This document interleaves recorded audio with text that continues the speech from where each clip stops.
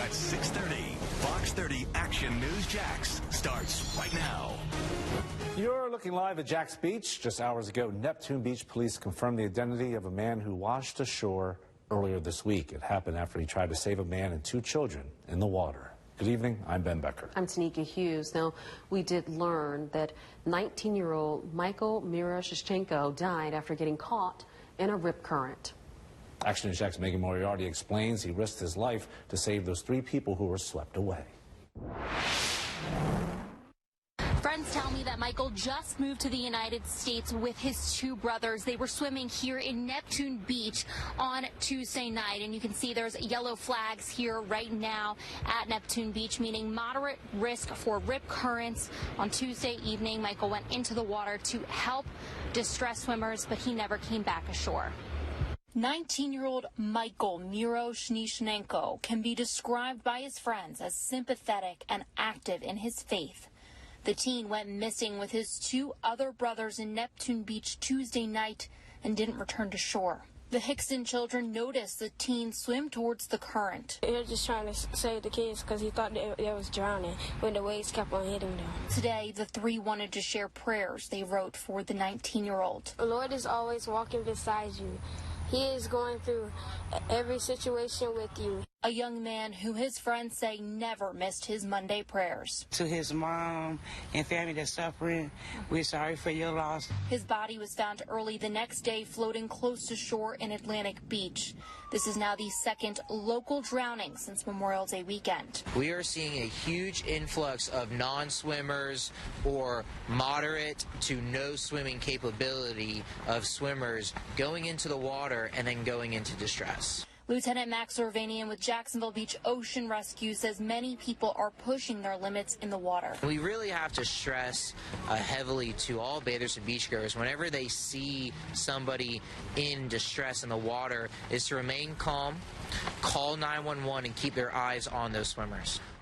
Lieutenant Irvanian says that if you're unsure about your swimming abilities, it's best to just go about waist deep into the water. And if you're not an experienced swimmer, only go up to your knees and always swim near a lifeguard. For local coverage, you can count on in Neptune Beach. Megan Moriarty, Action News Jax. This comes just over a week after another swimmer disappeared along Jacksonville Beach. Action News Jax told you this past Friday that police found the body of 19-year-old Curtis Newkirk in the water. He'd gone missing just 2 days before on Memorial Day weekend.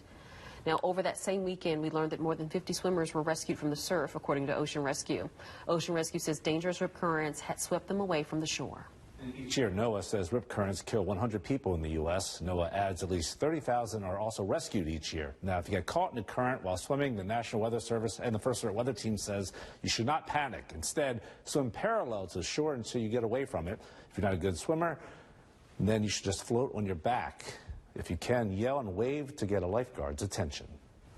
Families in Lake Asbury tell Action News Jax construction is driving them mad with long wait times. A project to widen Sandridge Road is a necessity, but they say it's not only causing some headaches, but safety hazards too. Action News Jax Princess Johnny Steverson reports construction is expected to last another 7 weeks. So the traffic is backed up. Stephanie Benoit is one of many people in Clay County irritated with the road closure on Sandridge Road. She lives only 2 miles away and uses Sandridge Road to take her daughter to school. Normally it's a 5-minute drive, and then it takes me an extra 45 minutes to get here. Very inconvenient, and then I have to budget more money for gas.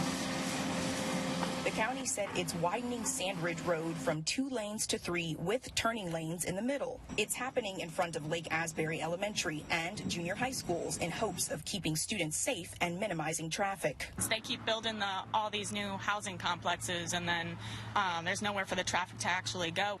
According to Clay County's website, Sandridge Road from Henley Road to Eagle Haven Drive will be closed until July 30th. For local coverage you can count on, I'm Princess Johnny Steverson, Action News Jax.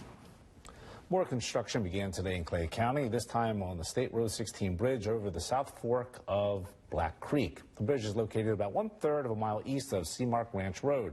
FDOT says at least one lane will remain open from 6 a.m. until 8:30 a.m. while construction is happening. The project is expected to be completed in the fall of 2023. We're continuing to follow what could be the new home of the Jags. In the coming weeks, the team will have a number of events to let people know what's being planned about the so-called Stadium of the Future. Right now, the Jags are proposing a $2 billion upgrade to the bank. The city would pay 2/3 of the cost for the stadium renovation and also contribute to an entertainment complex around it. The total bill, $1 billion. There are people that think that we need to renovate the stadium. It's at what cost? And there are people that believe not a dime of taxpayer dollars should go to the stadium. The team hopes to reach a final agreement with the city in about 9 months. It would also allow construction to start in early February 2025. Action News Jax first brought you renderings of the new stadium yesterday, but we want to let you know exactly what that $1 billion upgrade will bring. The stadium will have 62,000 seats and over 71,000 for college games and concerts. There's also going to be 220 new food and drink stands inside. The team says the stadium's new canopy will help to bring the temperatures down between 10 and 15 degrees. And the Jags are hiring more than 1,000 people for this year's home games. The team's hosting a job fair this Sunday from 10 until noon.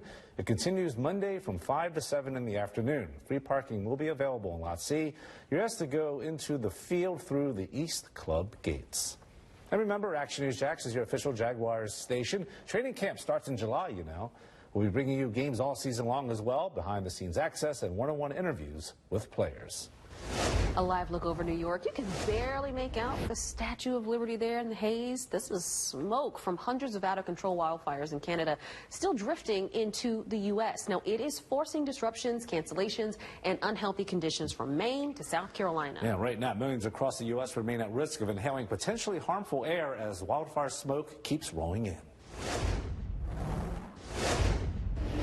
You can barely see the Jefferson Memorial in Washington, D.C. as a smoky haze continues to engulf much of the Atlantic seaboard. It's very important that affected communities listen to the guidance of their state and local officials. The smoke is coming from Canada, where more than 400 wildfires are burning, over half of them out of control. With the air so thick, you have health officials advise staying indoors as much as possible. Well, not everyone has the opportunity to do that. If you've got to be outside, for some people wearing a mask can be helpful to help filter out some of the smoke around them. Wildfire smoke is still clouding the view of Manhattan skyscrapers, and New York's mayor has asked people to stay indoors. The parks are empty, and so are playgrounds, even though school is out for a holiday. Still having a good time. The Farner family from Houston is making the most of their vacation despite the unexpected smoke. It would be nice to get a clear view of the skyline, but now we can always say we were in New York when there was the haze, and other visitors can't say that, so at least we have a story. And all this haze is making it tough on air travel. Poor visibility has forced the FAA to slow flights in the Northeast, causing hundreds of delays and some cancellations. The White House says since May, more than 600 U.S. firefighters, support personnel, as well as supplies have been sent to help Canada fight the blazes. If you're wondering how the smoke from those fires will impact our area, take a look at your screen. Right now, the Environmental Protection Agency says air quality in Jacksonville is moderate at this hour. It's expected to stay good both through tomorrow and the weekend. Putnam County Sheriff's Office says it has reports of someone pretending to be a deputy. Investigators say the person is driving a black Dodge Charger with flashing white and red lights, and they say they tried to pull someone over. The Sheriff's Office says you can ask for a badge if you want to double check the identity of a deputy, and if you feel like you're being pulled over by an impersonator, call 911. The woman charged with shooting and killing her neighbor in Ocala made her first appearance in court today. This is some video now from Marion County, where Susan Lawrence faced manslaughter, battery, and 2 assault charges. The judge did not rule on bond. Officers say Lawrence killed her neighbor, A.J. Owens, by shooting her through a door. It followed a dispute between Lawrence and Owens' kids. New at 6:30, the Justice Department could soon indict former President Donald Trump. It's over the handling of documents that Trump claims he declassified before leaving office. Former Vice President Mike Pence is now taking shots at his former boss over the investigation. Anyone who puts themselves above the Constitution should never be president in the first place. Action News Jax told you Wednesday Pence announced his own bid for the White House against Trump. His attorneys are pushing the Justice Department to not file those charges. Action News Jax told you yesterday about the investigation into the former president. The Justice Department says if charges are brought against Mr. Trump, it will likely happen in Florida. The investigation has focused on Mr. Trump's possession of those classified documents at his home in Mar-a-Lago after he left the White House. Last year, the FBI found more than 100 classified documents at the home. The Space Coast is known for their sandy beaches, but an unexpected surprise surfaced from the ocean. A bag filled with cocaine washed ashore. Action News Jax Chandler Morgan explains. You might expect to find shells or shark's teeth at the beach, not bricks of cocaine. But that's what deputies in Volusia County have been discovering lately, illegal drugs washing ashore. So far, that's happened in Daytona Beach and Ormond Beach. That's about 85 miles south of Jacksonville Beach. Sheriff's deputies were called to Daytona Beach after someone found a bag washed up on shore. Deputies shared this body camera video with us of deputies discovering the drugs. 3 bricks of cocaine have been found on Volusia's coast over the past several days. It has all been taken in as evidence to the sheriff's office. Where it's coming from isn't clear, but the sheriff's office says it's not rare for drugs to wash up on Florida beaches. Last year in October, the U.S. Border Patrol seized 11 pounds of cocaine after it ended up on Daytona Beach. For local coverage, you can count on Chandler Morgan, Action News Jax.